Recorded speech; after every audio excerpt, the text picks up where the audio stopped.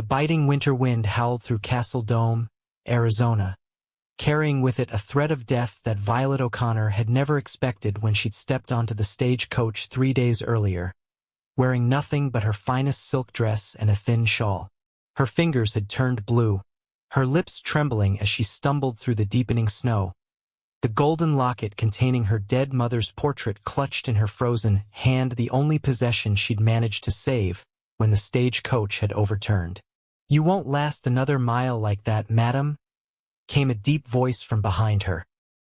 Violet turned, her auburn hair whipping across her face as she stared at the man on horseback. Tall and broad-shouldered, his face partially hidden beneath the wide brim of his hat, he studied her with eyes the color of a summer storm.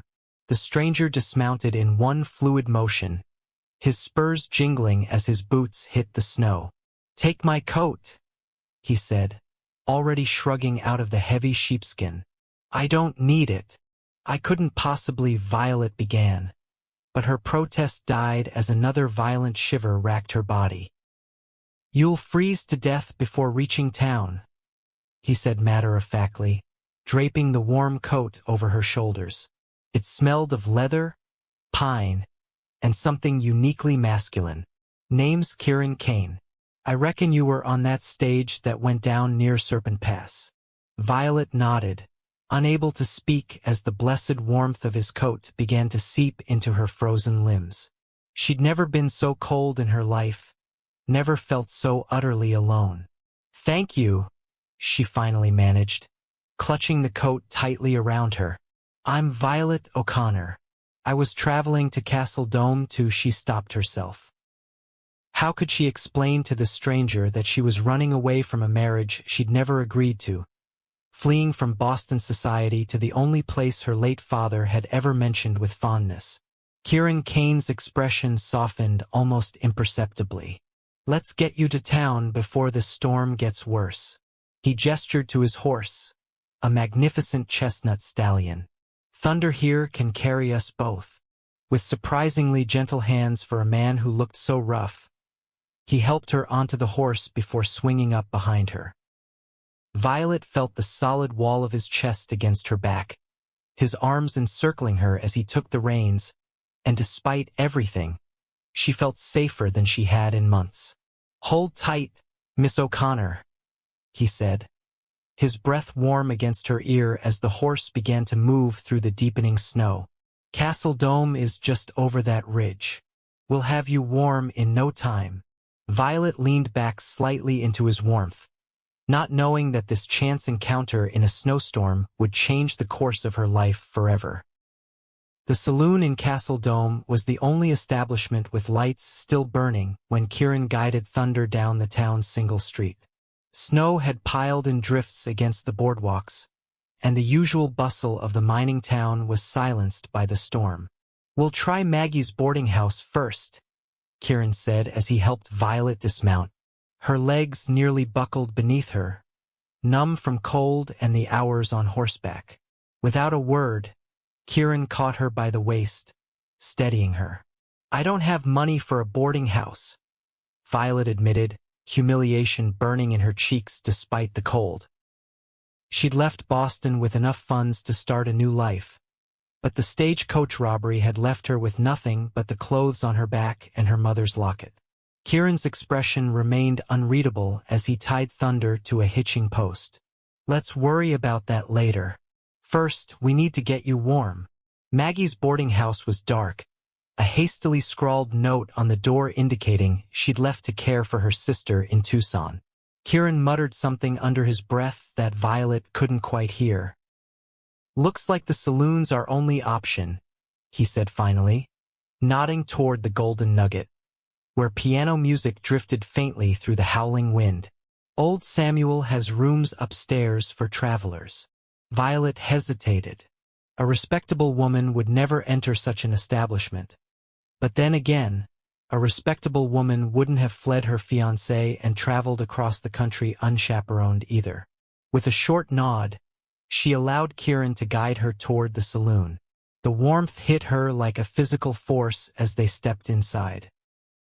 The Golden Nugget was surprisingly clean for a frontier saloon, with polished wooden floors and brass fixtures gleaming in the lamplight. A handful of men played cards at tables, while a red-haired woman in a green dress played a melancholy tune on the piano. Every head turned to look at them. Violet felt painfully aware of her bedraggled appearance. Her once fine dress now dirty and torn beneath Kieran's oversized coat. "Kane!" called a portly man from behind the bar. "Didn't expect to see you in town so soon. Thought you'd be holed up at your ranch till the storm passed." "Change of plans, Samuel," Kieran replied, guiding Violet toward the bar with a light hand at the small of her back. "Found Miss O'Connor here stranded from the stagecoach wreck. She needs a room for the night." Samuel's bushy eyebrows rose as he took in Violet's appearance. "Stagecoach wreck? Eh? Nasty business. Any other survivors?" "I don't know," Violet said, her voice cracking. "When the bandits attacked, the driver was shot. The coach overturned. I was thrown clear, but I didn't see what happened to the others." The memory made her shudder. The shouts, the gunshots, the terrible crack of splintering wood as the stagecoach had tumbled down the embankment. Samuel's expression softened. "You're safe now, miss. I've got a clean room upstairs you can use." "I have no way to pay you," Violet confessed. "The bandits took everything." "Consider it covered," Kieran said before Samuel could respond. He placed several coins on the counter. "Room, hot bath, and meals for as long as she needs." Violet turned to him, eyes wide.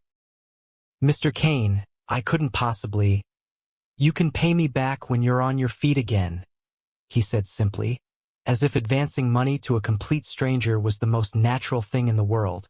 "This storm's likely to keep us all snowed in for a few days anyway." Samuel nodded, scooping the coins into his apron pocket. "I'll have Betsy draw you a hot bath, miss. You look half frozen." As Samuel disappeared through a door behind the bar, Violet turned to Kieran. "Why are you helping me? You don't know anything about me."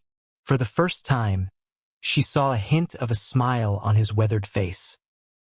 "Out here we help folks in need. That's just how it is." He removed his hat, revealing thick dark hair with a single silver streak at his temple. Without the shadow of the brim, his face was even more striking: strong jaw, straight nose, and those remarkable gray eyes. "Besides," he added, "a lady like you wouldn't last long out here without some help getting started." "What makes you think I'm a lady?" Violet asked, intrigued despite herself. His smile widened slightly. "Those fancy boots you're wearing cost more than most folks around here make in 3 months. And despite being half frozen and lost in the wilderness, you still speak like someone who's had proper schooling." He nodded toward her neck. "Plus, that locket you're clutching looks like real gold." Violet's hand flew to her mother's locket, surprised he'd noticed. Before she could respond, Samuel returned with a plump, cheerful woman who introduced herself as Betsy. "Come along, dearie," Betsy said, taking Violet's arm. "Let's get you out of those wet clothes and into a hot bath before you catch your death." Violet hesitated, suddenly reluctant to leave Kieran's presence. He'd been her lifeline in the storm, and without him, she was once again adrift in a strange place. "Thank you, Mr. Kane," she said formally, beginning to remove his coat. "Keep it for now," he said, waving away her attempt to return it. "I've got another at my ranch. Will I see you again? To repay you, I mean." Something flickered in his gray eyes that Violet couldn't quite interpret. "I reckon you will, Miss O'Connor. Castle Dome isn't big enough to avoid anyone for long." He placed his hat back on his head and nodded once. "Rest well. You're safe here." As Betsy led her upstairs, Violet glanced back to see Kieran watching her, his expression thoughtful. For the first time since the stagecoach had overturned, she felt a small spark of hope. Perhaps her reckless flight west hadn't been such a terrible mistake after all. The hot bath was the closest thing to heaven Violet had experienced in days. Betsy had clucked sympathetically over Violet's bruises from the stagecoach accident, provided her with a clean nightgown, and promised to see what could be done about her ruined dress. Now, alone in the small but clean room, Violet sat on the edge of the bed, combing her damp hair and trying to make sense of the day's events. The sound of boots on the stairs made her tense, but the footsteps passed her door and continued down the hall. Still, she wedged a chair beneath the doorknob before climbing into bed. Boston had its dangers, but at least they were familiar. Here in Castle Dome, she knew nothing and no one. Except Kieran Kane, her mind supplied. The mysterious cowboy who'd rescued her from certain death in the snowstorm. Who was he? A rancher, apparently, but there was something in his manner that spoke of education and breeding at odds with his rough exterior. As she drifted toward sleep, warm at last beneath heavy quilts, Violet wondered what the dawn would bring in this strange new world she'd entered. Morning came with golden sunlight streaming through the window and the scent of coffee and bacon wafting up from below. Violet's body ached from the stagecoach accident, but the desperate cold that had gripped her the previous day was gone. She rose, wincing at her stiff muscles, and found that someone had left a bundle outside her door, a simple blue cotton dress, slightly faded but clean, with a note in a feminine hand. "Thought you might need this until yours is mended. Betsy." Grateful, Violet dressed quickly. The borrowed dress was a bit loose around her waist but otherwise fit well enough. She'd just finished pinning up her hair when a knock came at the door. "Miss O'Connor?" Samuel's voice called. "There's breakfast downstairs if you're feeling up to it." The saloon looked different in daylight, less mysterious, more practical. Tables had been wiped clean, floors swept, and the bar polished to a shine. A few men ate at tables, their conversation a low murmur beneath the clink of cutlery. Samuel led her to a small table in the corner. "Figured you might want some privacy, miss. Betsy will bring your breakfast shortly." "Is Mr. Kane here?" Violet asked, trying to sound casual as she glanced around the room. Samuel shook his head. "Kane left at first light. Said he needed to check on his hands after the storm." At her confused expression, he added, "His ranch hands the men who work his cattle ranch. Kane runs the Big K, one of the largest spreads in the territory." Violet felt an unexpected twinge of disappointment. She'd hoped to see her rescuer again, to properly thank him, and perhaps to learn more about him. "Don't you worry, though," Samuel continued. "He paid for your board for a week and left this for you." He handed her a small envelope. Inside, Violet found $20 and a brief note written in a strong, slanting hand. "To help until you get settled. You can repay me when you're able. KK." $20 was a small fortune out here. Enough to buy decent clothes, perhaps even secure a position somewhere. Tears pricked at her eyes at the unexpected generosity. "He mentioned you might be looking for work," Samuel said carefully. "If you don't mind my asking, what were your plans in coming to Castle Dome?" Violet hesitated. The truth that she'd chosen the town almost at random from her father's old stories, simply to escape a loveless marriage to a man 30 years her senior, seemed too revealing to share. "My father once prospected here," she said instead. "Before I was born. He always spoke fondly of the town and the people. After my parents passed, there was nothing keeping me in Boston. It wasn't entirely a lie." Her father had indeed mentioned Castle Dome in his stories of his younger days, before he'd returned east to marry her mother and build his shipping business. The business that her uncle had systematically dismantled after her father's death, leaving Violet with the choice between marrying her uncle's wealthy business partner or facing destitution. Samuel nodded, seeming to accept her explanation. "Well, as it happens, the schoolteacher, Mrs. Holbrook, has been looking for an assistant. Town's growing, and she can't manage all the children alone anymore. If you've had proper schooling, you might suit. Violet's heart leaped. She'd worked briefly as a governess during the year after her father's death, before her uncle had arranged her engagement. Teaching was something she could do and do well. I would be very interested, she said eagerly.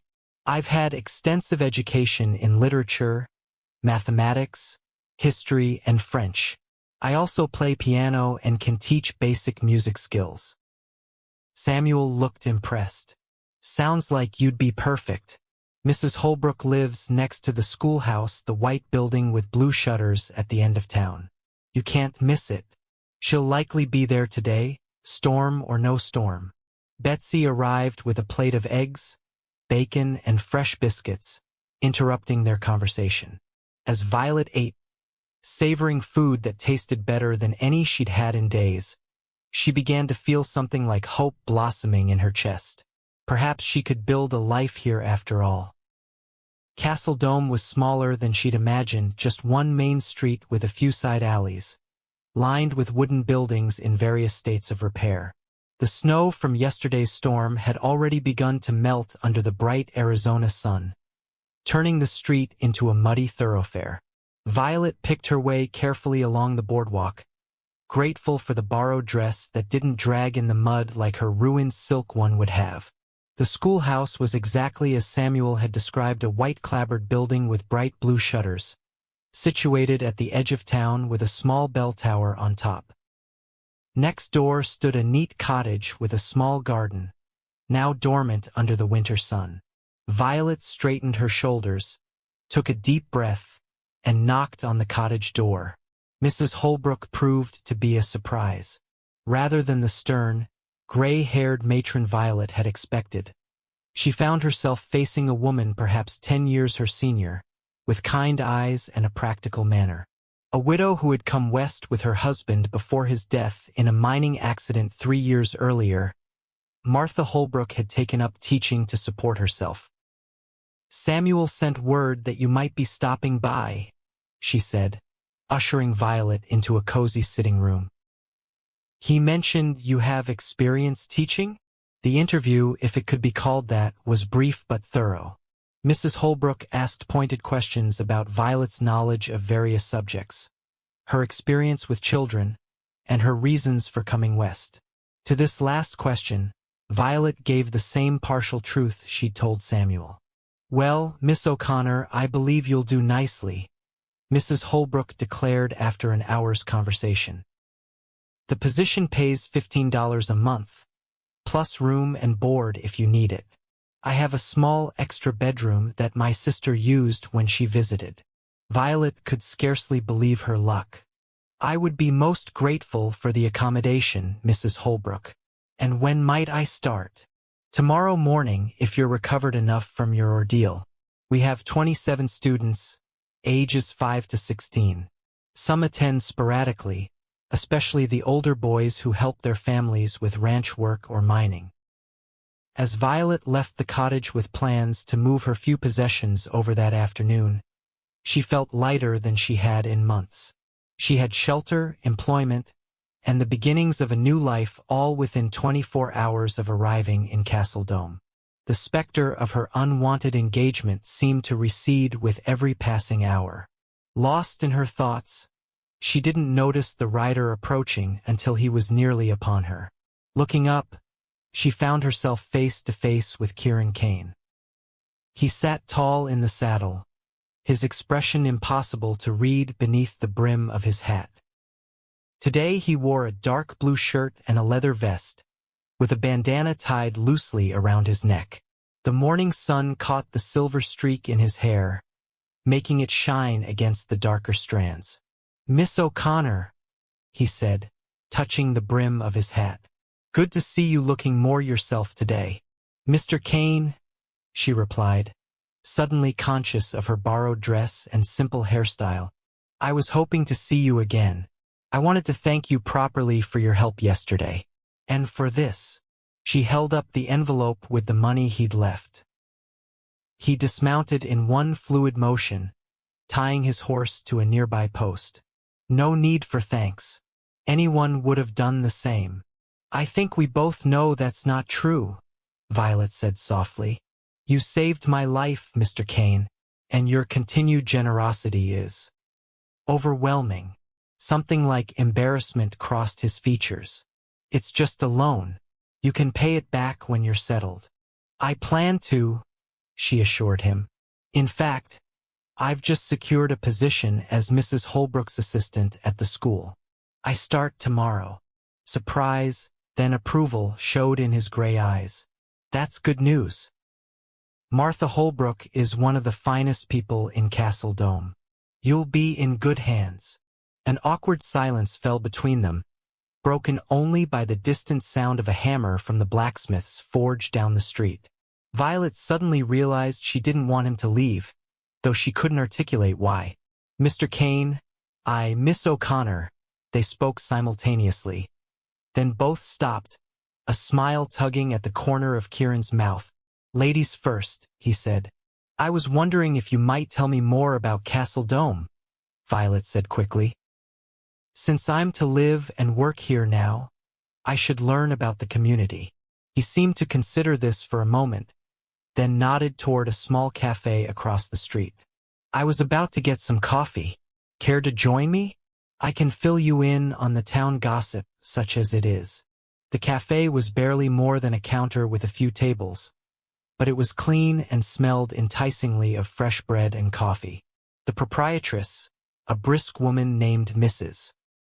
Chen, greeted Kieran by name and gave Violet an appraising look before serving them coffee and slices of apple pie that made Violet nearly groan with pleasure at the first bite. Mrs. Chen's husband came over to work on the railroad, Kieran explained after the woman had returned to her kitchen. After he died, she stayed on and opened this place. Best pie in the territory. It's wonderful, Violet agreed, savoring another bite. Have you lived in Castle Dome long, Mr. Kane? 7 years, he replied, watching her over the rim of his coffee cup. Came out after the war with not much more than my horse and my army pay. Started with a small piece of land and built from there. The war? Violet asked, surprised. He didn't strike her as old enough to have fought in the Civil War, which had ended 15 years earlier in 1865. A shadow crossed his face. I was young. Lied about my age to enlist in 64. Saw the last year of fighting with the Union forces. He set his cup down with a finality that suggested he didn't wish to discuss the topic further. What about you, Miss O'Connor? Boston's a long way from Arizona territory. Violet hesitated, unsure how much to reveal, but something about Kieran's direct gaze made her want to tell him the truth, or at least more of it than she'd told the others. After my father died, my uncle took control of the family business. And me by extension. She traced the rim of her coffee cup with one finger. He arranged a marriage for me to his business partner, a man nearly 30 years my senior who has buried 2 wives already. When I refused, my uncle made it clear I had no choice if I wanted to keep a roof over my head. Her voice hardened. So I left. I'd rather make my own way than be sold like cattle. Kieran's expression darkened. Your uncle sounds like a man who deserves to be introduced to the business end of a bullwhip.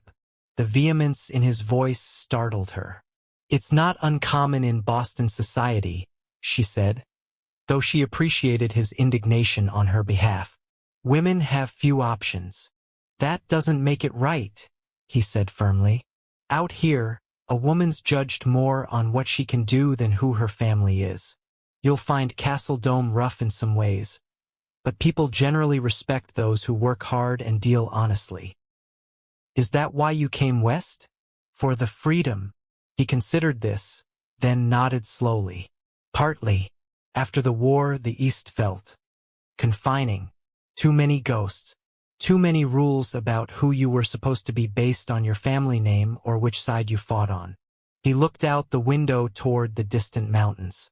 Out here, a man can reinvent himself. Be judged on his own merits. There was something in his voice that made Violet wonder what he'd left behind in the East.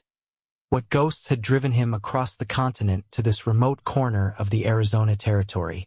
"And have you reinvented yourself?" she asked quietly.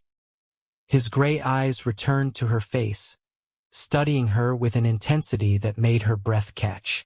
"I've tried," he said simply. "Every day." Before she could respond, the cafe door opened with a bang, and a young man in dusty clothes rushed in.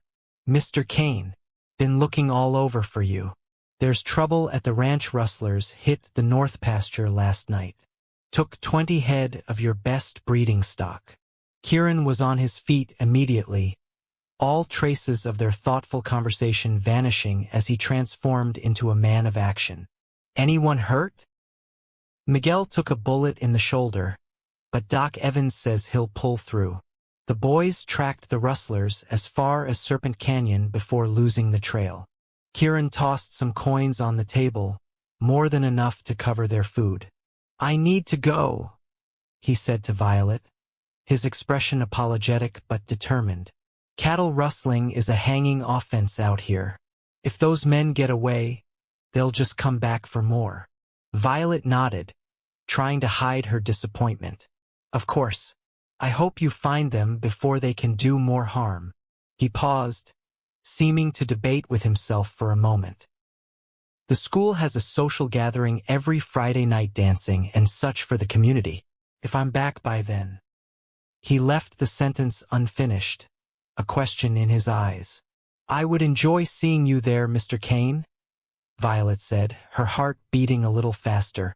He nodded once, a small smile touching his lips. "Miss O'Connor." With a tip of his hat, he was gone, leaving Violet with the lingering scent of leather and pine, and the strange feeling that her life had somehow changed course in ways she couldn't yet understand. The next few days passed in a whirlwind of activity as Violet settled into her new role at the school. Mrs. Holbrook proved to be an excellent mentor, firm but kind with the children and patient with Violet as she learned the routines of the classroom.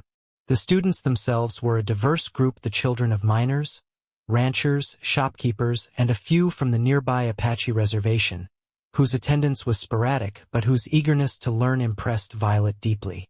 She quickly discovered that teaching in Castle Dome bore little resemblance to the refined classrooms of Boston. Here, practical knowledge took precedence over classical education.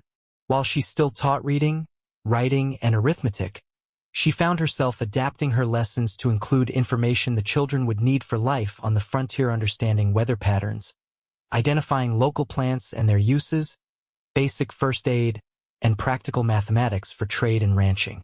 Each evening, she returned to Mrs.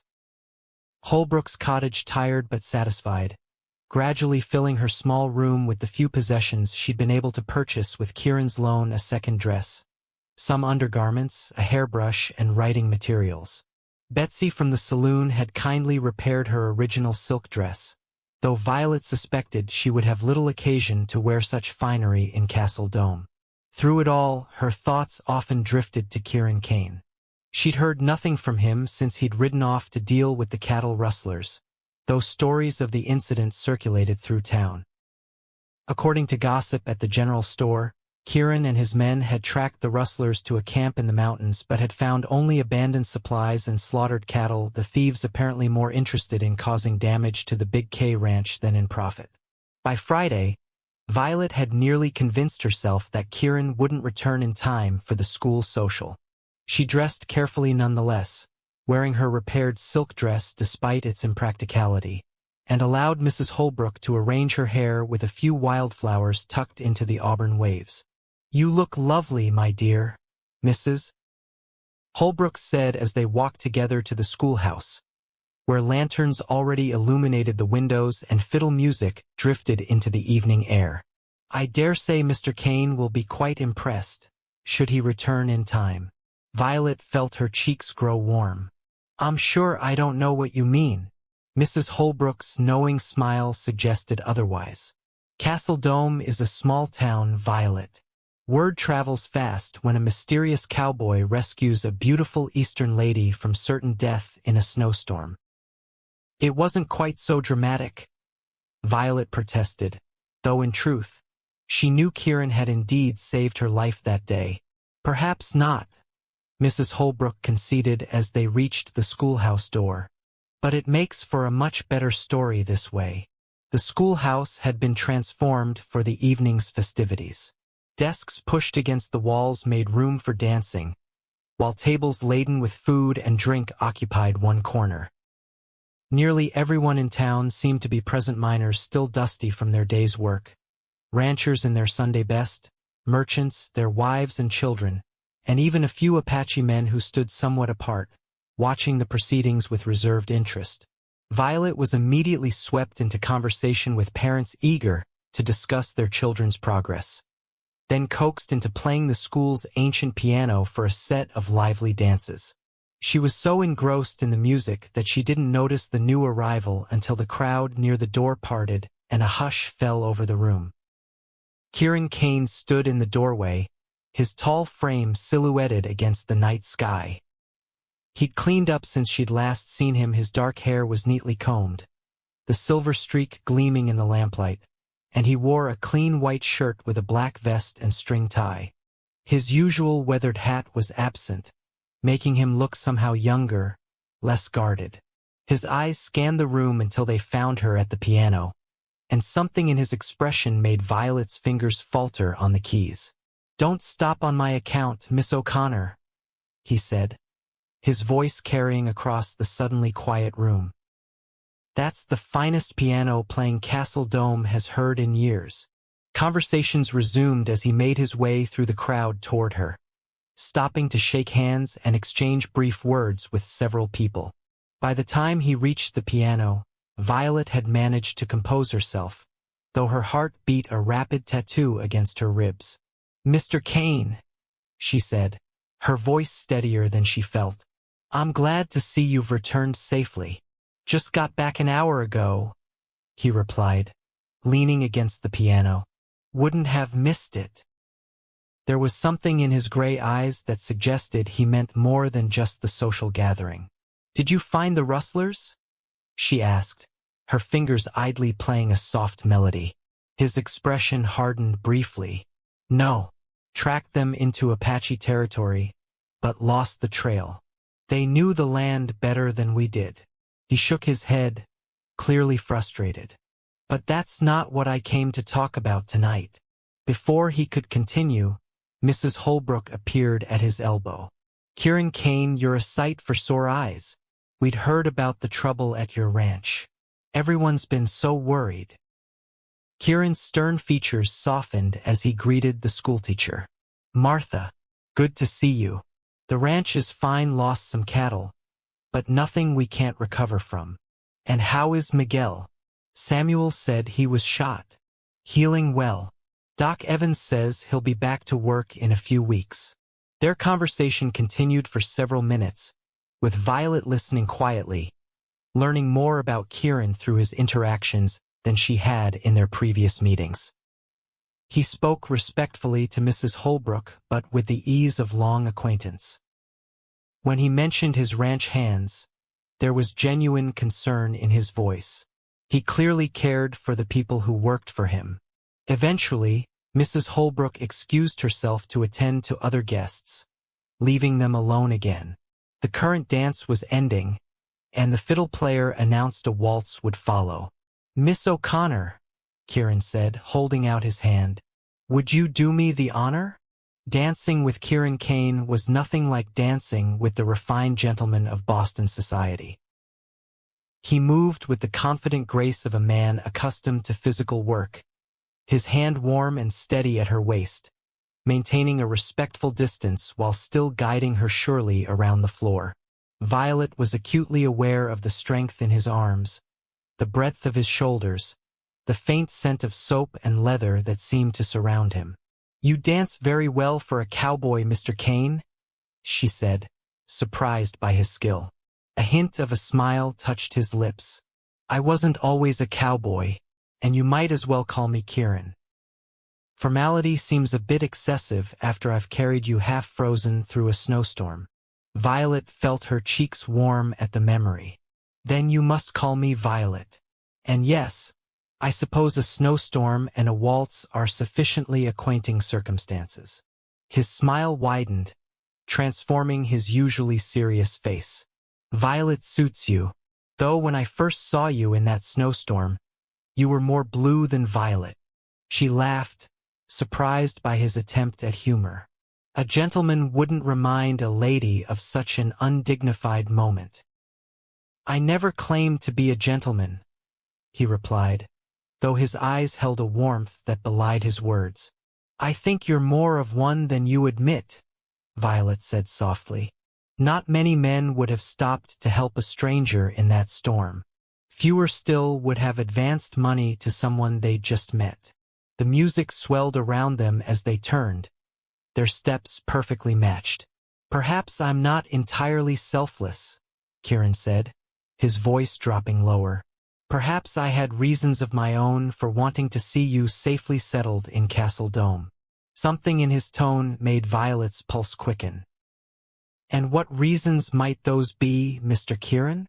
He held her gaze, and for a moment Violet thought he might actually tell her. Then the music ended, and the spell was broken.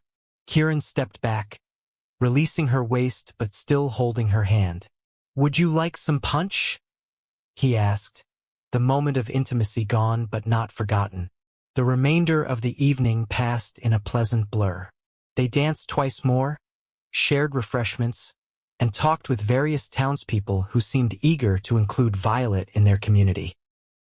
Throughout it all, Kieran remained by her side, his presence both reassuring and exhilarating. As the evening drew to a close, he offered to walk her and Mrs. Holbrook back to their cottage. The night was clear, stars scattered like diamond dust across the black velvet sky. Mrs. Holbrook, whether by accident or design, walked several paces ahead, leaving Violet and Kieran in relative privacy. I enjoyed this evening, Violet said, breaking the comfortable silence between them. It's so different from the formal balls I attended in Boston. Better or worse? Kieran asked, his hands clasped behind his back as they walked.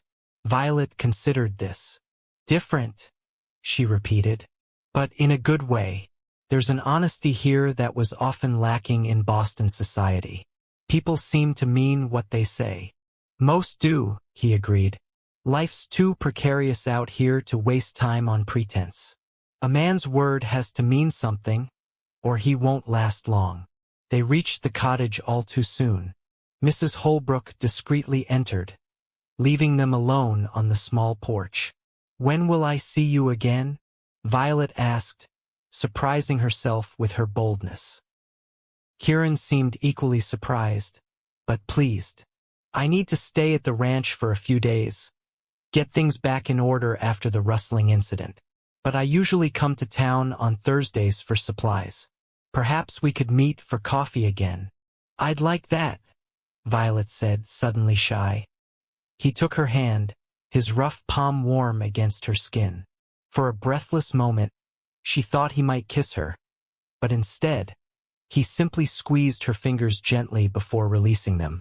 Good night, Violet O'Connor, he said, his voice a low rumble that seemed to vibrate through her. Good night, Kieran Kane, she replied, reluctant to end the evening but knowing it must. As she watched him walk away, his tall figure soon swallowed by the darkness, Violet realized with a start that for the first time since fleeing Boston, she was glad, truly glad, that the stagecoach had brought her to Castle Dome, despite the terrible circumstances of her arrival. The days that followed took on a rhythm that Violet found both comforting and fulfilling.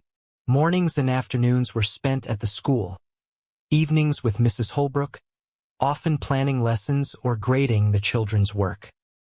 She learned about her new home through her student stories and the occasional visit to the shops in town, where proprietors were eager to share local gossip with the new schoolteacher's assistant. Much of what she heard concerned Kieran Kane. His ranch, the Big K, was one of the largest employers in the area. He had a reputation for fair dealing and hard work, demanding much from his hands but paying better than most ranchers. He'd started with almost nothing 7 years ago and built his spread through a combination of smart investments, good timing, and sheer determination. But for all people spoke of his business acumen, few seemed to know much about the man himself. He kept his distance, came to town only when necessary, and rarely participated in social events beyond the occasional school gathering or town meeting. The rustling incident was the third such attack on his property in the past year, leading some to speculate that he had enemies, though no one seemed to know who or why. Thursday couldn't come quickly enough for Violet. She found herself changing her dress twice before heading to Mrs. Chen's cafe at the appointed time, finally settling on the blue cotton that brought out the color of her eyes. Kieran was already there when she arrived, a cup of coffee cooling in front of him as he read a newspaper. He stood when he saw her, folding the paper and setting it aside. "You look well," he said by way of greeting, pulling out a chair for her. "Teaching seems to agree with you." "It does," Violet confirmed as she took her seat. "The children are wonderful, eager to learn, for the most part, and full of fascinating stories about life here." "And what have you learned about Castle Dome from these stories?" Kieran asked, signaling to Mrs. Chun for another cup of coffee. Violet accepted the steaming cup with a nod of thanks. That miners and ranchers don't always see eye to eye, that the summer heat can be as deadly as the winter cold, that rattlesnakes should be avoided at all costs.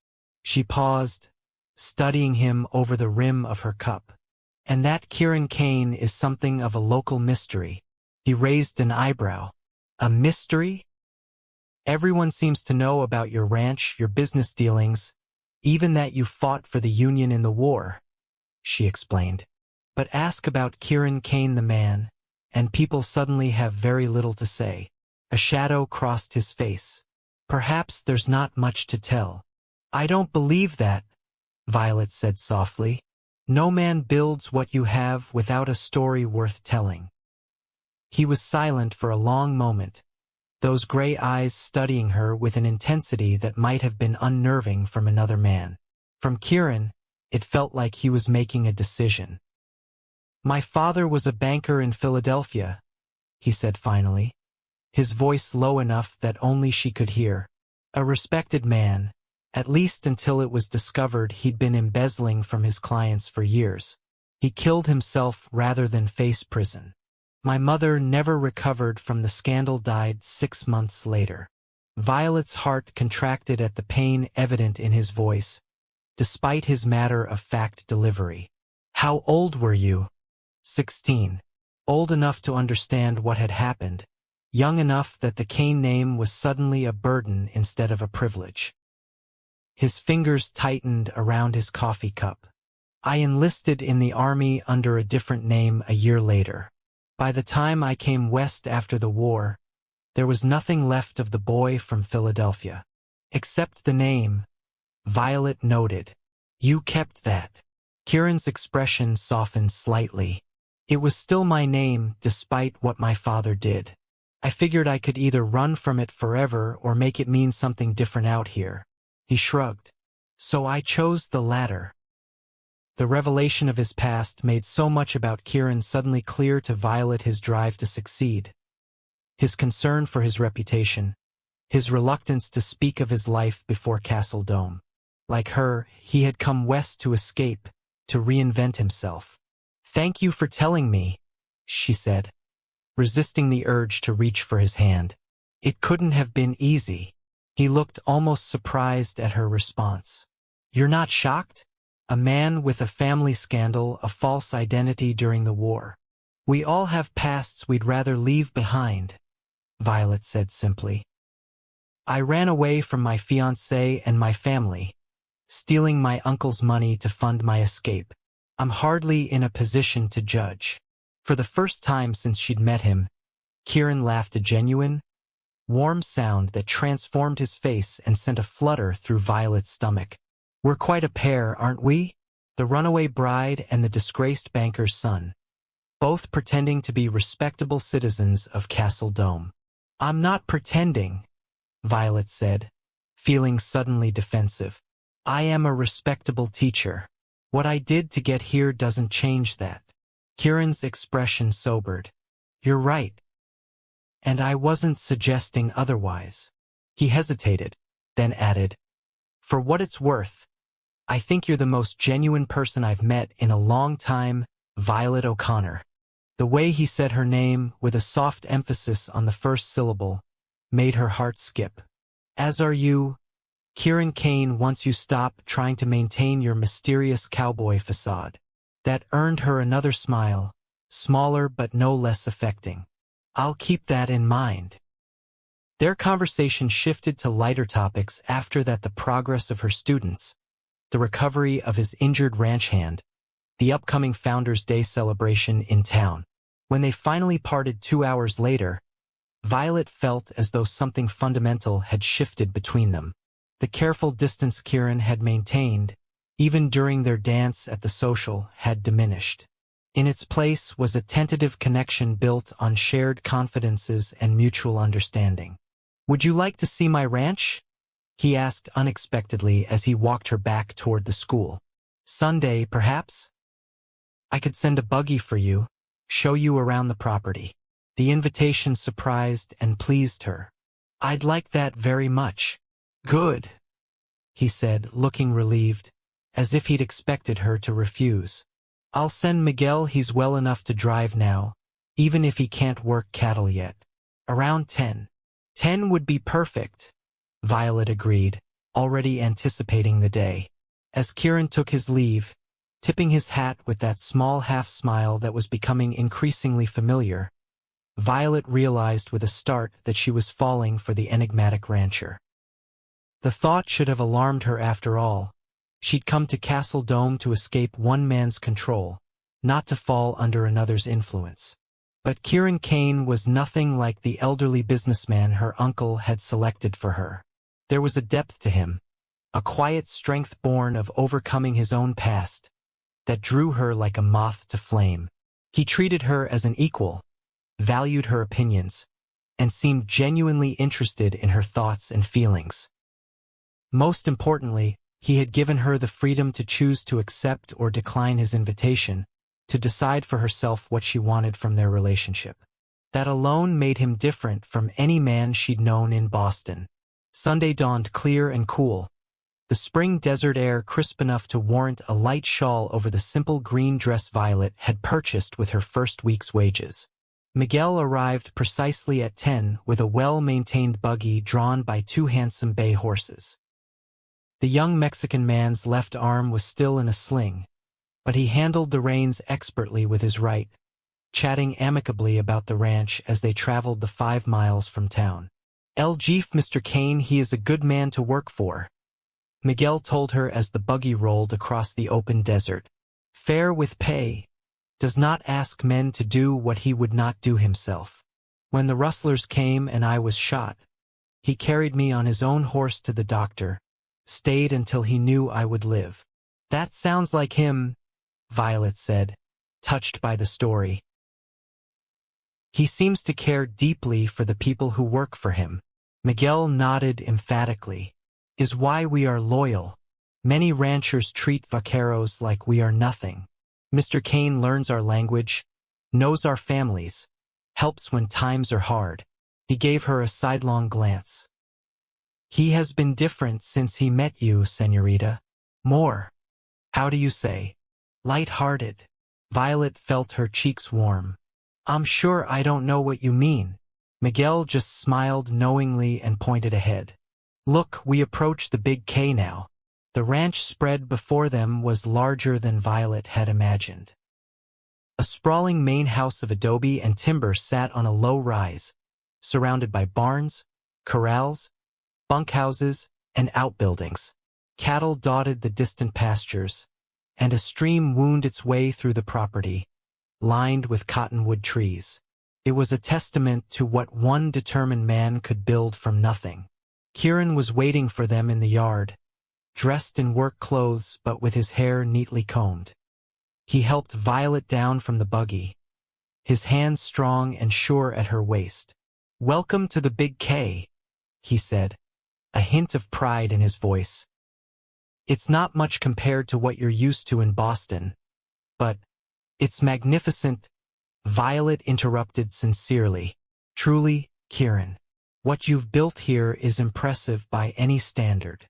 His expression softened at her praise. Thank you. Would you like a tour? The next few hours passed in a pleasant blur as Kieran showed her around his domain. He introduced her to his foreman, a grizzled older man named John who'd been with him since the beginning, and to the cook, a cheerful woman named Rosa who insisted Violet sample her fresh-baked bread. They visited the stables, where Violet met Thunder, the chestnut stallion who had carried them both through the snowstorm, and the blacksmith's forge, where a massive man named Elijah demonstrated his skill at shoeing horses. Everywhere they went, Violet noticed the respect with which Kieran's employees treated him, not the fearful deference she'd often seen given to men of power in Boston, but a genuine regard born of mutual esteem. It spoke volumes about the kind of man Kieran truly was. "This is my favorite spot on the ranch," Kieran said as they crested a small hill overlooking the property. A single large oak tree provided shade, and beneath it, a simple wooden bench faced west toward the mountains. "I come here sometimes in the evening to watch the sunset." They sat side by side on the bench, close enough that Violet could feel the warmth of him beside her.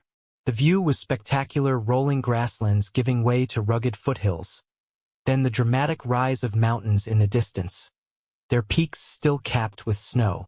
"It's beautiful," Violet said softly. "I can see why you love it here. When I first came to Castle Dome, I had no intention of staying," Kieran admitted, his gaze fixed on the distant mountains.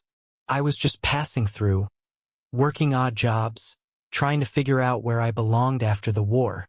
He gestured toward the landscape before them. "Then I saw this land, not the ranch as it is now, just empty desert and grassland that no one wanted. Something about it spoke to me, like it was waiting for someone to recognize its potential." The passion in his voice as he spoke about his land made something warm unfurl in Violet's chest. "And you did," he nodded. "I worked for other ranchers until I'd saved enough to buy my first 100 acres. Built the core of the house myself.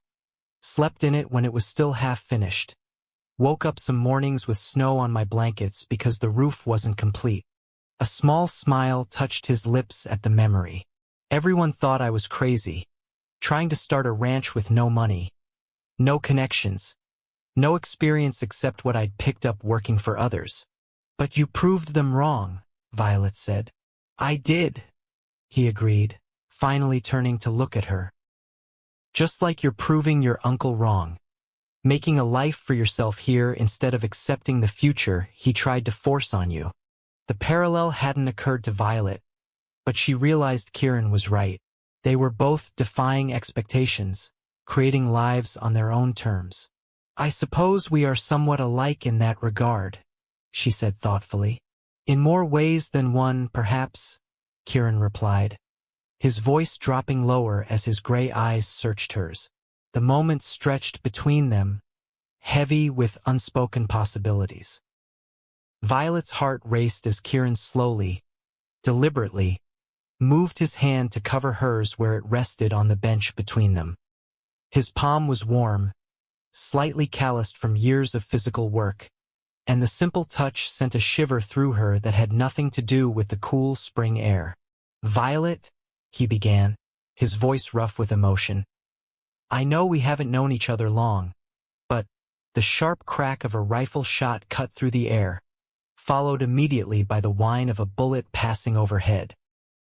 Kieran reacted instantly, pulling Violet off the bench and to the ground, covering her body with his own as a second shot splintered the wood where they had been sitting moments before. "Stay down," he ordered. His entire demeanor transformed from tender suitor to battle-hardened soldier in the space of a heartbeat. He drew a revolver from beneath his coat, a weapon Violet hadn't even realized he was carrying. "Kieran, what rustlers, most likely," he said grimly, scanning the tree line at the edge of the property. "Been getting bolder lately. Stay here, behind the trunk of the tree." Don't move until I come back for you." Before she could protest, he was gone, moving in a crouch down the hill toward the ranch buildings, where men were already emerging with rifles, responding to the shots. Violet huddled behind the oak tree, her heart pounding in her ears. The peaceful afternoon had shattered into chaos with frightening speed. In the distance, she could hear shouting, more gunshots, the thunder of hooves as riders approached from the direction of the shots. Time seemed to stretch as she waited, torn between fear and a desperate need to know what was happening. Finally, after what felt like hours but was probably only 20 minutes, she heard footsteps approaching and Kieran calling her name. She emerged from behind the tree to find him dusty and grim-faced, but unharmed. Relief flooded through her, so intense it made her knees weak. "Are you all right?" she asked, searching his face for signs of injury. "I'm fine," he assured her, taking her hands in his. "The rustlers are gone," shot up one of the corrals and scattered a small herd before my men could drive them off. "No one was hurt on our side." Violet's relief was tempered by the realization that this was part of the reality of Kieran's life, the constant threat of violence, the need to defend what was his. It was so far removed from the world she'd known in Boston. "This keeps happening," she said, not quite a question. "The attacks on your ranch." Kieran's expression hardened. "Yes, always the same pattern. They hit fast, cause damage, and disappear before we can catch them. It's not just about stealing cattle anymore. Someone wants to hurt me, hurt the ranch." His hands tightened around hers. "Violet, I'm sorry. I should never have brought you here today. I didn't think they'd be so bold as to attack in broad daylight." "You couldn't have known," she said, trying to steady her still racing heart. "But Kieran, who would want to harm you this way?" He shook his head. "I have my suspicions, but no proof. There's a man named Harlan Blackstone who owns the Silver Dollar Ranch to the north. He's been trying to buy me out for years, wants my water rights for his own herds. When I refused to sell, things started happening, cattle disappearing, fences cut, fires set." "Have you gone to the sheriff?" Violet asked, appalled. "Sheriff Webster does what he can, but without proof." Kieran shrugged. "And Blackstone is careful. He has men do his dirty work, nothing that can be traced back to him directly." The hardness in Kieran's voice concerned Violet almost as much as the danger itself. "What will you do?" His expression softened as he looked at her. "First, I'm going to take you safely back to town. Then I'll meet with my foreman, increase patrols around the property." He hesitated, then added, "Violet, I understand if this changes how you feel about spending time with me. The danger is part of life here," she interrupted, surprising herself with her vehemence. "I didn't come west expecting it to be safe and predictable, Kieran. I came for a new life, one I chose for myself. That includes accepting the realities of this place." She took a deep breath. "And it includes not running away from something that might be worth the risk." The tension in his face eased slightly at her words. "You're a remarkable woman, Violet O'Connor." "As you're a remarkable man, Kieran Kane," she replied softly. "Now, shall we go back to the house? I believe Rosa mentioned something about dinner before all this excitement began." Kieran smiled then, a genuine smile that reached his eyes despite the stress of the afternoon. "I believe she did. And Rosa's not a woman you want to disappoint when she's prepared a meal." As they walked back toward the ranch house, Kieran kept Violet close to his side, his hand a reassuring presence at the small of her back. The attack had revealed a dangerous reality of life in the Arizona territory, but it had also shown Violet something important about herself. She was stronger than she'd realized, more resilient than the sheltered Boston society girl she'd once been. And perhaps more importantly, it had confirmed what she was already beginning to suspect. Her feelings for Kieran Kane ran far deeper than mere gratitude or attraction. Whether that made her wise or foolish remained to be seen. But for now, she was certain of one thing: she wouldn't let fear dictate her choices any more than she'd let her uncle do so. The weeks that followed the attack at the ranch brought significant changes to Violet's life in Castle Dome. Her position at the school was secured when Mrs. Holbrook announced that the school board had approved hiring Violet permanently as assistant teacher, with a small raise in salary. The students continued to warm to her, particularly the younger children who adored her stories, and the older girls who found in her a sympathetic ear for their questions about life beyond the territory. Her relationship with Kieran evolved as well, growing deeper with each meeting. He came to town more frequently now, ostensibly on business but always finding time to visit the school or take Violet for coffee at Mrs. Chen's cafe. Sometimes they would simply walk together in the evenings, talking about books they'd read, places they'd seen, dreams they still harbored. 2 weeks after the incident at the ranch, Kieran escorted Violet to the Founders' Day celebration, Castle Dome's biggest annual event, commemorating the establishment of the town. The entire community gathered for a day of festivities, culminating in a dance held under the stars in the town square. "You look beautiful," Kieran said when he came to collect her from Mrs. Holbrook's cottage. Violet had worn her silk dress again, now fully repaired and adorned with a simple ribbon sash. "And you look very handsome," she replied truthfully. Kieran had dressed for the occasion in a formal black suit that emphasized his broad shoulders and tall frame. His dark hair was neatly combed, the silver streak catching the light, and he'd trimmed his usual stubble to a clean shave that revealed a strong jawline. The celebration was in full swing when they arrived, tables laden with food, a band playing on a makeshift stage, children running with streamers, and adults chatting in groups or dancing in the cleared center of the square. Lanterns hung from wires strung between buildings, casting a warm glow over the festivities. For the first time since arriving in Castle Dome, Violet felt truly part of the community as people greeted her by name, asked about her students, introduced her to family members visiting from other settlements. Kieran stayed by her side throughout, his hand often resting lightly at her waist or the small of her back, a silent declaration of his intentions that was not lost on the townspeople. After they had eaten and danced several sets, Kieran led Violet away from the crowds toward a quiet spot near the church, where a wooden bench sat beneath an old mesquite tree. "I wanted a moment alone with you," he explained as they sat, his arm resting along the back of the bench behind her shoulders. "It's been a wonderful evening, but I've barely had a chance to talk to you properly with everyone wanting your attention." Violet smiled at the hint of possessiveness in his tone. "They've been very welcoming. I feel like I belong here now, in a way I never expected when I first arrived." "You do belong here," Kieran said, his voice low and intense.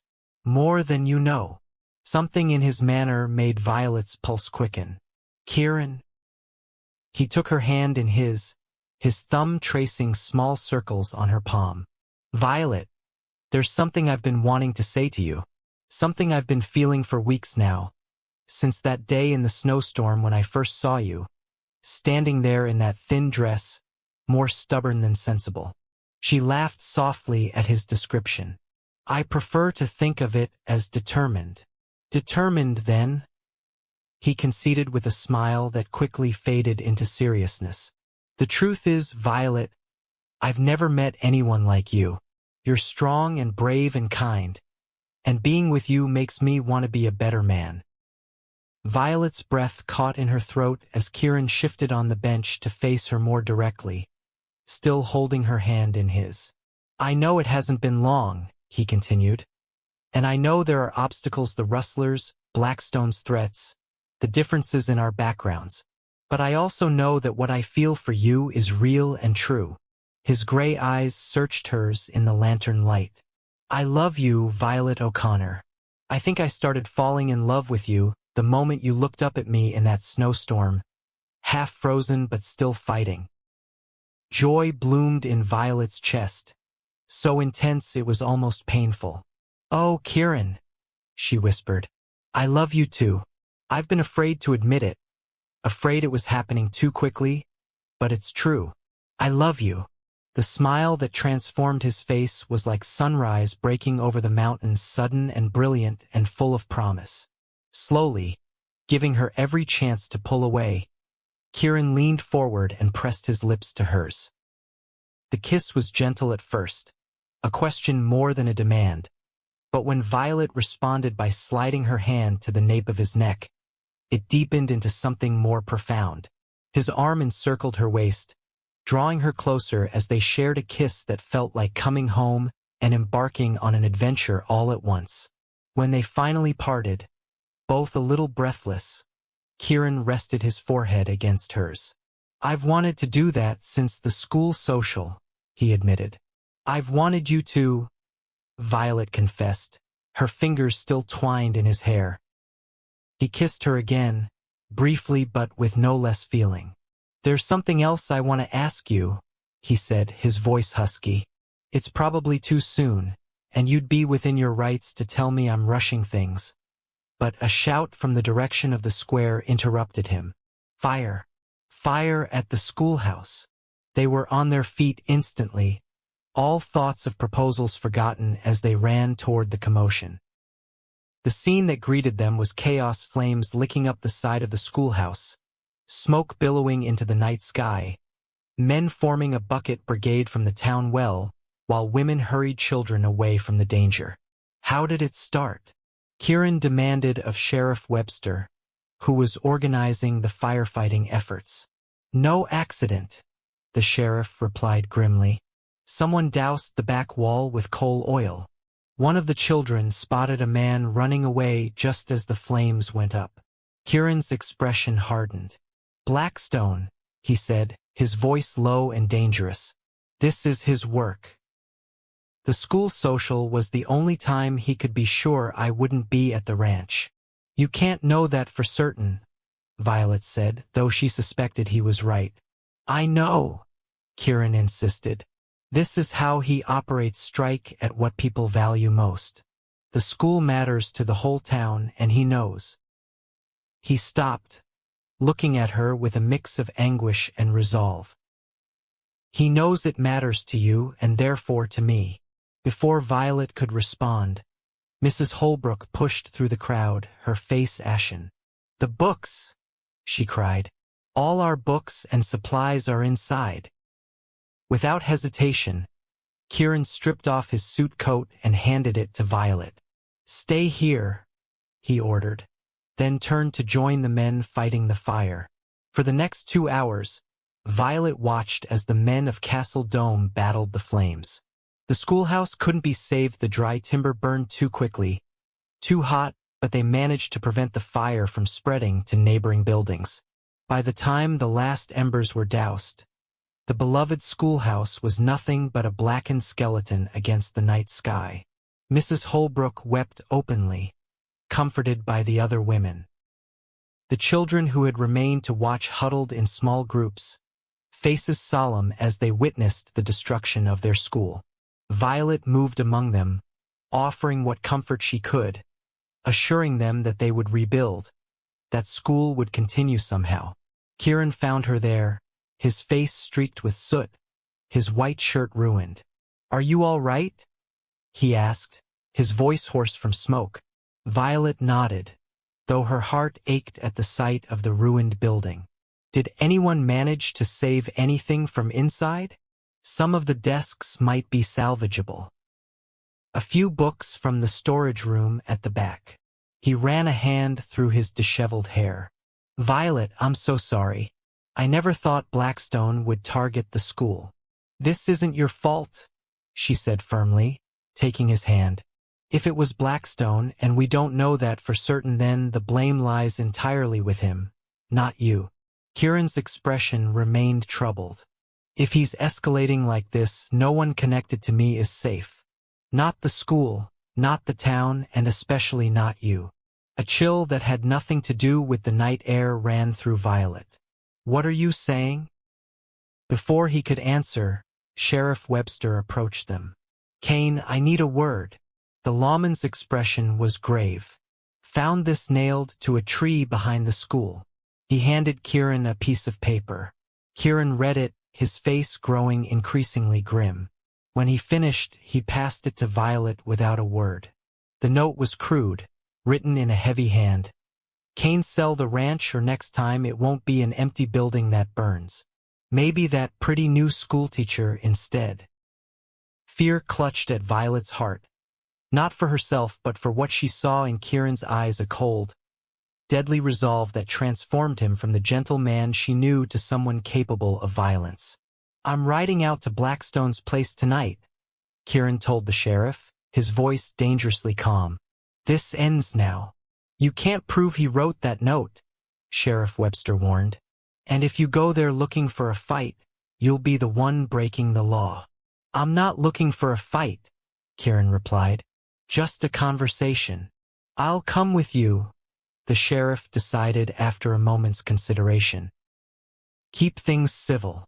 Kieran nodded once, then turned to Violet. I need to do this. I need to end this threat before anyone else gets hurt. Violet understood then what it meant to love a man like Kieran Kane, a man with a strong sense of justice and responsibility, who would not stand by while others were threatened. It frightened her, but it also filled her with pride. Be careful, she said, touching his face gently. Come back to me safely. His expression softened as he covered her hand with his own. I will. What I was trying to ask you earlier, before the fire, it can wait until tomorrow. When this is settled. As she watched him walk away with the sheriff, Violet felt a curious mix of fear and certainty. Fear for his safety, but certainty that whatever challenge lay ahead, they would face it together. The love they had found in this remote corner of the Arizona territory was too precious, too hard-won, to surrender to threats and intimidation. Dawn was breaking over the eastern mountains when Kieran returned to Castle Dome. Violet, who had spent the night at Mrs. Chen's cafe with other women from the town, saw him ride in alongside Sheriff Webster. Both men looked exhausted but unharmed, and the knot of anxiety in Violet's chest began to loosen. She met him outside the cafe, searching his face for signs of what had transpired. Kieran? He dismounted wearily, handing the reins to a nearby stable boy. It's over, he said simply. Blackstone's leaving the territory. What happened? Violet asked as he took her arm and guided her away from curious onlookers. We confronted him at his ranch. He denied everything at first, of course. Kieran's jaw tightened at the memory. But the sheriff had collected evidence: coal oil on a pair of boots belonging to one of Blackstone's men. Witnesses who saw riders matching the description of his hands near my north pasture on the day of the rustling. And he just agreed to leave? Violet asked skeptically. A man like that? Kieran's expression was grim. The sheriff reminded him that arson is a hanging offense in the territory, as is attempted murder, if anyone had been in the schoolhouse when it burned. He paused. And I made him a business proposition he couldn't refuse. I bought him out. Every acre of his land, every head of cattle, every building and fence post. Violet stared at him in shock.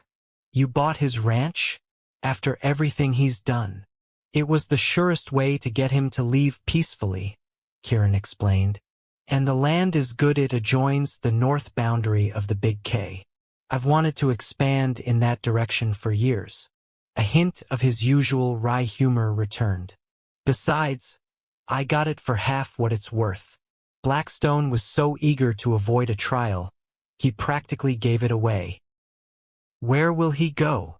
Violet asked, still trying to absorb this unexpected resolution. He mentioned California. I don't much care, as long as it's far from Castle Dome. Kieran rubbed the back of his neck tiredly. He's leaving on the afternoon stage today. Sheriff will make sure he gets on it. Relief washed over Violet, followed by a wave of exhaustion as the tension of the night finally released its hold on her. So it's truly over? Kieran nodded, taking her hands in his. It's over. Castle Dome is safe. You're safe. He hesitated, then added softly, now, about what I was trying to ask you last night, before we were interrupted. Violet's heart began to race as Kieran led her to a bench outside the cafe, the same spot where they had first shared coffee weeks ago. Despite his exhaustion, his eyes were clear and certain as he took both her hands in his. Violet O'Connor, I had a whole speech planned for last night. Something poetic and proper. The kind of proposal a lady like you deserves. He smiled ruefully. But I'm too tired for poetry right now, and maybe that's fitting. Because what I'm offering isn't a perfect life full of ease and luxury. It's a partnership in everything, the good and the hard, the beautiful and the difficult. He released one of her hands to reach into his pocket, producing a small gold ring with a single pearl. This was my mother's. Before everything happened with my father. It's the one thing I kept from my old life. I'd be honored if you'd wear it. His gray eyes held hers, vulnerable and hopeful. Violet, will you marry me? Joy burst in Violet's chest like sunrise over the desert. Yes, she said, her voice clear and certain despite the tears gathering in her eyes. Yes, Kieran Kane, I will marry you. His smile was like nothing she had ever seen, open and unguarded, transforming his usually serious face. With hands that trembled slightly, he slipped the ring onto her finger. It fit perfectly, as if it had been made for her all along. I love you, Violet, he said, his voice rough with emotion. I'll spend every day trying to be worthy of your trust. I love you too, she replied, touching his face gently. And you already are. When he kissed her then, in the golden light of dawn with the town slowly awakening around them, Violet knew she had found what she'd never even known she was seeking when she fled Boston, not just freedom from an unwanted marriage, but a love that valued her strength rather than her obedience, her mind rather than her status. A love built on choice and trust and shared dreams. The town of Castle Dome, already reeling from the schoolhouse fire, received the news of their engagement with enthusiasm bordering on jubilation. It seemed everyone had been watching the courtship unfold and had their own opinions on its perfect rightness. Mrs. Holbrook claimed she'd known from the first day Violet mentioned Kieran's name, while Samuel from the saloon insisted he'd predicted it the moment Kieran had carried Violet in from the snowstorm. People need something to celebrate after last night, Kieran observed as they received congratulations from what felt like the entire population of the town. And apparently we're it. I don't mind, Violet replied, her hand firmly clasped in his. Though I do wish they'd let you get some sleep. You've been awake for more than a day now. I'm too happy to sleep, he insisted, though the dark circles under his eyes belied his words. Eventually, Mrs. Holbrook intervened, shooing away well-wishers and insisting that Kieran go home to rest. You can court your fiancé properly tomorrow, young man. For now, you need sleep before you fall over in the street. Kieran conceded with good grace, but not before extracting a promise from Violet to meet him the following day. There's much to discuss, he said, his eyes alight with plans despite his exhaustion. The wedding, of course, but also the school. It needs to be rebuilt immediately. The school can wait until you've rested, Violet insisted, touched by his concern for her work even in the midst of their personal happiness. No, it can't, Kieran said firmly. Those children need their education, and you need a place to teach. I've already spoken with John about bringing lumber from the sawmill on the new property. Blackstone's mill is better equipped than the town's. We can start rebuilding within the week. Violet's heart swelled at his thoughtfulness. You're a good man, Kieran Kane. He kissed her briefly, mindful of the curious eyes still watching them. Only because you make me want to be, he murmured against her lips before taking his leave. The following weeks passed in a blur of activity. True to his word, Kieran organized the rebuilding of the schoolhouse, contributing not only materials from his newly acquired property, but also the labor of his ranch hands. The men of Castle Dome joined the effort, and the new school, larger and sturdier than the original, rose quickly from the ashes of the old. While construction was underway, classes continued in the church, with Violet and Mrs. Holbrook making do with limited space and supplies. Several crates of books arrived from San Francisco, ordered and paid for by Kieran through his business connections, allowing the curriculum to resume almost in full. Preparations for the wedding proceeded alongside the school reconstruction. June 15, 1880, was set as the date just 6 weeks after the proposal. Some might have considered it a hasty engagement, but to Violet and Kieran, who had recognized something essential in each other from their first meeting in the snowstorm, it seemed perfectly right. Mrs. Holbrook insisted on hosting the wedding at her cottage, where the garden would be in full bloom by mid-June. The women of Castle Dome rallied around Violet, helping her create a wedding dress from fine fabric ordered from Tucson, planning the meal that would follow the ceremony, and offering advice both practical and fanciful about married life. Through it all, Violet's happiness was tempered only by one regret: that her parents couldn't be present to see her marry a man they would have approved of wholeheartedly. She mentioned this to Kieran one evening as they walked beneath the stars after a long day of wedding preparations and school rebuilding. "I understand," he said softly, his arm around her waist. "I feel the same about my mother. She would have loved you. Tell me about her," Violet encouraged, having learned that Kieran rarely spoke of his family unless prompted. A small smile touched his lips. "She was kind above all. Even after my father's disgrace and death, when former friends crossed the street to avoid her, she never became bitter. She taught piano to support us during that last year. Though her hands were not made for it, they ached terribly after a full day of lessons." His voice grew wistful. "She had auburn hair, like yours, though with more red in it. And she loved to read poetry aloud in the evenings." "She sounds wonderful," Violet said, leaning into his side. "I wish I could have known her." "So do I," Kieran replied. "But in a way, you remind me of her, the same quiet strength, the same ability to face hardship without letting it define you." He stopped walking, turning to face her. "That's why I knew her ring belonged on your hand. You have her spirit." Violet touched the pearl ring that hadn't left her finger since he'd placed it there. "I'll try to be worthy of it," she promised. "And of you." Kieran's eyes darkened with emotion as he drew her close. "It is I who must be worthy of you, Violet O'Connor, and I intend to spend our lifetime together becoming so." When he kissed her then, beneath the vast canopy of stars that seemed to belong uniquely to the Arizona territory, Violet knew that whatever challenges lay ahead, they would face them together, the former society girl from Boston and the rancher with a complicated past, united by a chance encounter in a snowstorm and a love that had bloomed against all odds in the wild frontier.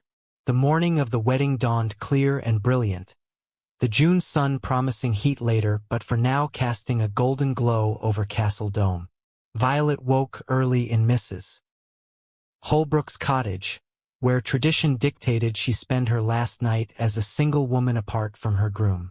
The wedding dress, laid carefully across a chair, was a triumph of collective skill, a gown of cream-colored silk with delicate lace at the collar and cuffs, simple but elegant.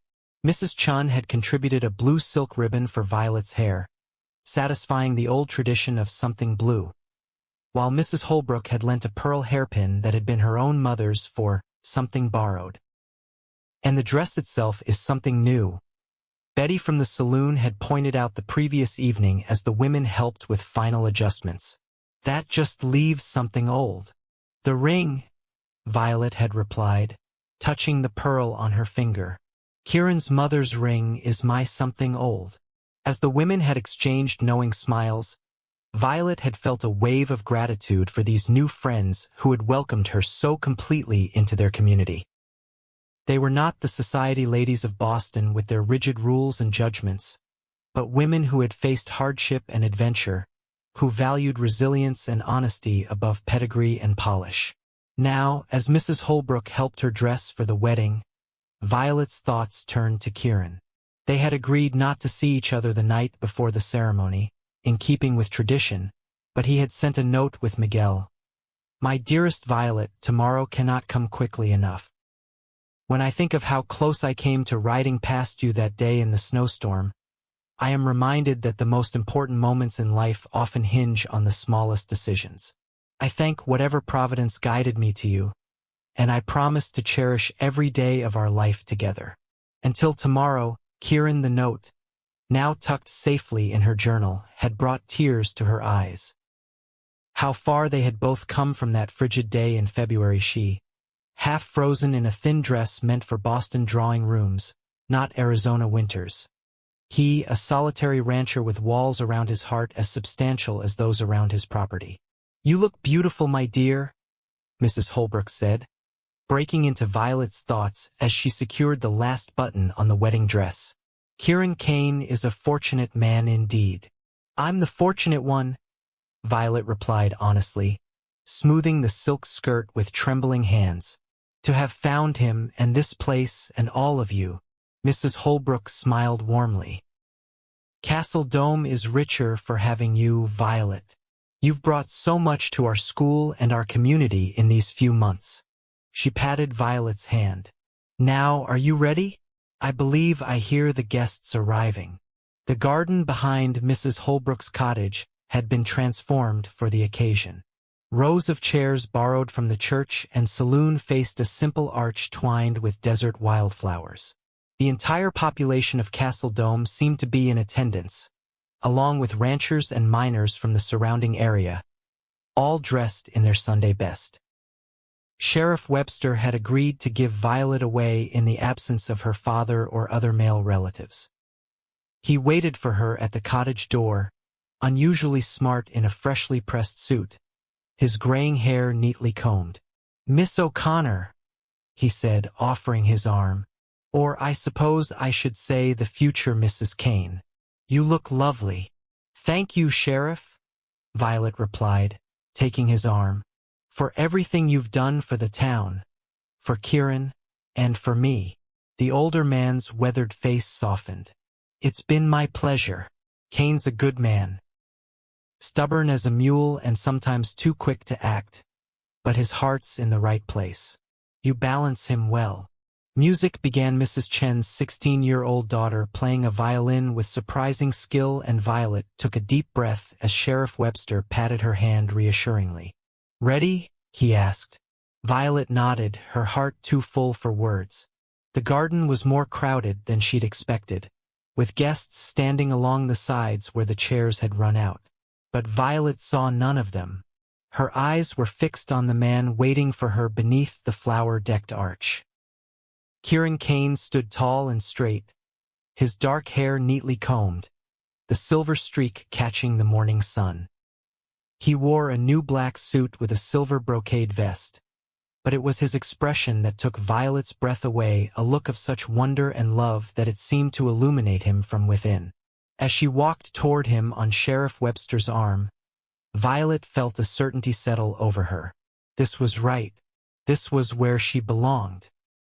Not in a Boston mansion as the wife of a man she could never love, but here in the Arizona territory, building a life with this complex, honorable man who had offered her his coat on a freezing day and, in doing so, had changed the course of both their lives.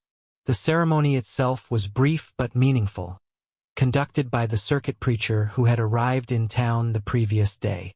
Violet and Kieran exchanged vows in clear voices that carried to the back of the garden, promising to love, honor, and cherish each other for all the days of their lives. When Kieran slipped a gold band onto her finger to join his mother's pearl ring, his hands were steady but his eyes betrayed his emotion. "With this ring I thee wed," he said, his voice deep and sure. "By the authority vested in me," the preacher declared, "I now pronounce you husband and wife. You may kiss your bride." Kieran's kiss was gentle but filled with promise, his hands cradling her face as if she were the most precious thing in the world. When they turned to face their guests, the applause and cheers were deafening, a community celebrating not just a union, but a new beginning. The celebration that followed lasted well into the evening, with music and dancing, speeches and toasts, food and drink flowing freely as the sun set over Castle Dome. Through it all, Kieran kept Violet close, his hand often finding hers, his eyes seeking her out across the garden whenever they were momentarily separated by well-wishers. "Are you happy, Mrs. Kane?" he asked as they shared a quiet moment alone, having slipped away from the festivities to catch their breath.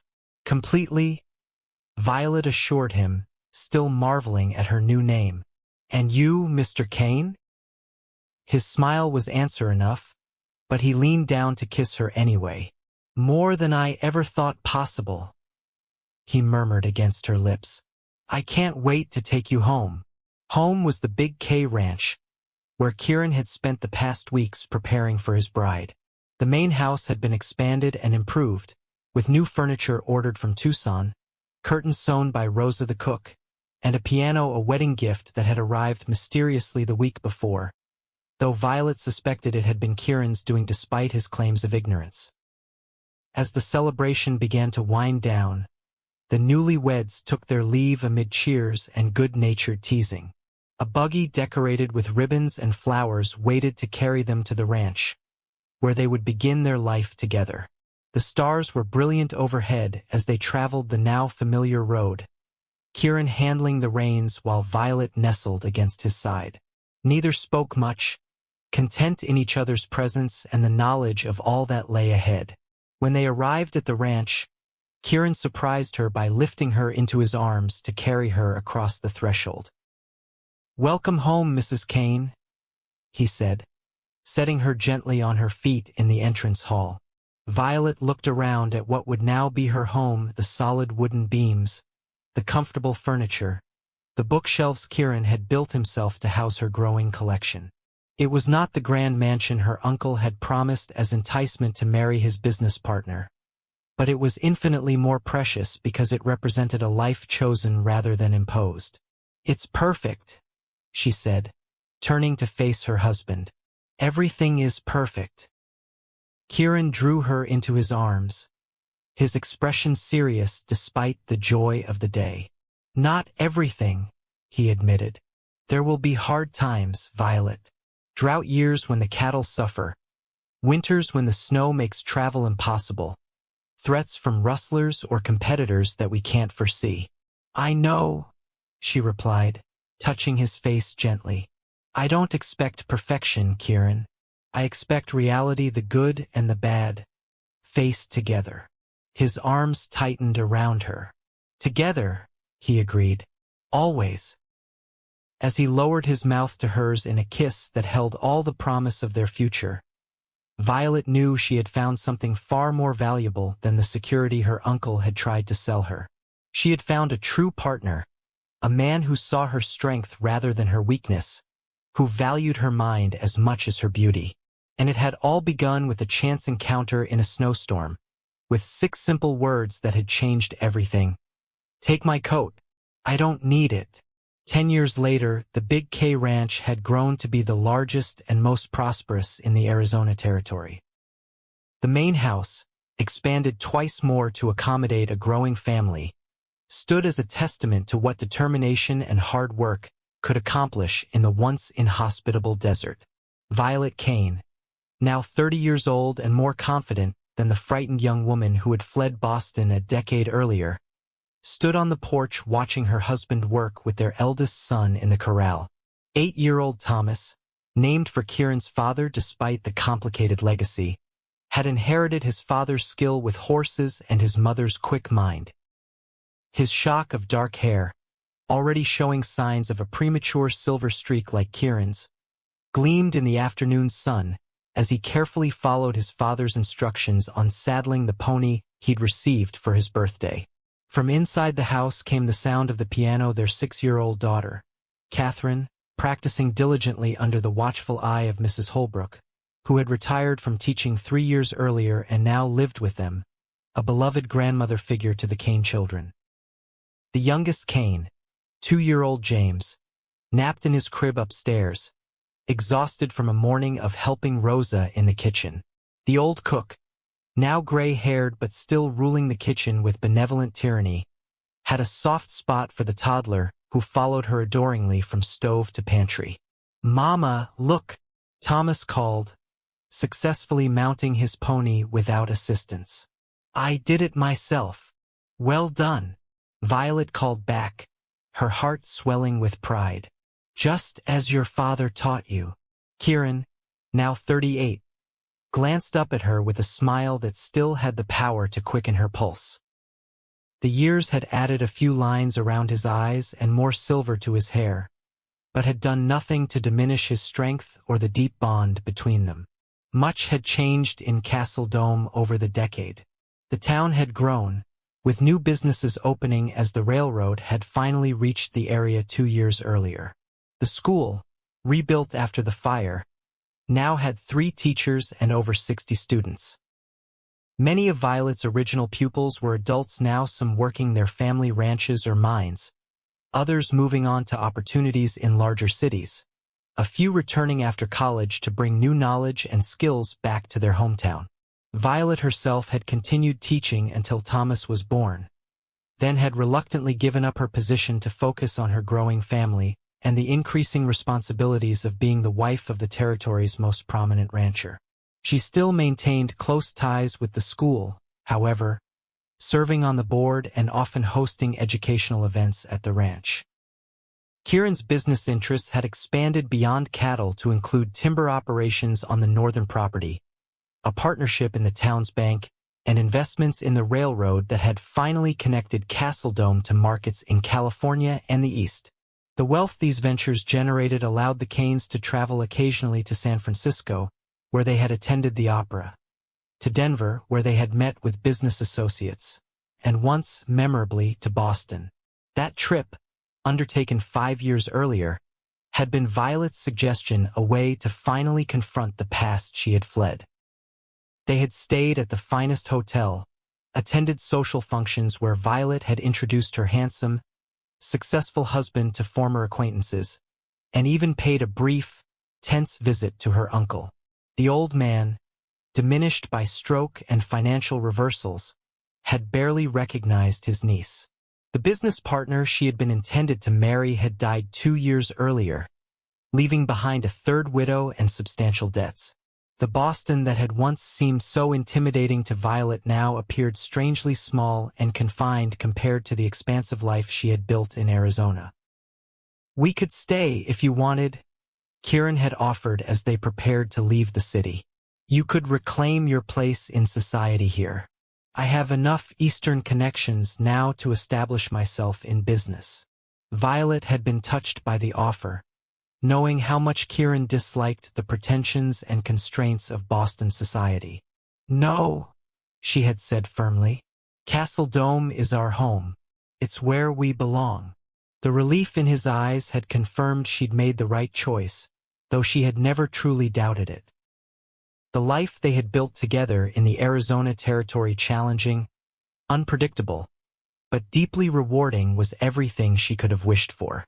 Now, as Thomas trotted his pony around the corral under Kieran's watchful eye, Catherine's piano music floated through the open windows, and baby James slept peacefully upstairs. Violet felt a wave of gratitude so intense it brought tears to her eyes. Kieran must have sensed her emotion, for he left Thomas practicing and crossed the yard to join her on the porch. "Everything all right?" he asked, his arms slipping naturally around her waist. "Everything is perfect," Violet replied, leaning into his solid warmth. "I was just thinking about how fortunate we are, this life we've built, our beautiful children, all of it." Kieran's gray eyes, still as captivating as the day they'd met, searched hers. "No regrets, then? About leaving Boston? About marrying a rough cowboy instead of a cultured businessman?" Even after 10 years of marriage, he occasionally needed this reassurance that she had no regrets about the choice she had made. It was one of the few vulnerabilities he still allowed himself to show. Not a single one, Violet assured him, rising on tiptoe to kiss him softly. That stagecoach overturning was the best thing that ever happened to me, because it led me to you. Everything good in my life began the moment you said, "Take my coat. I don't need it." Kieran smiled at the memory, drawing her closer. Little did I know that offering my coat to a freezing woman in a thin dress would change my life forever. Our lives, Violet corrected gently, and those of our children, and countless others in Castle Dome. As the setting sun bathed the ranch in golden light, Kieran and Violet Kane stood together on the porch of the home they had built, watching their son master his pony, listening to their daughter's music, secure in the knowledge that what they had found together was rare and precious, a love born of compassion and courage, tested by adversity, and strengthened by shared purpose. It was not the life either of them had imagined in their youth, but it was infinitely better than any they could have dreamed. And it had all begun with a simple act of kindness on a cold winter day in the wild, unforgiving, beautiful Arizona territory.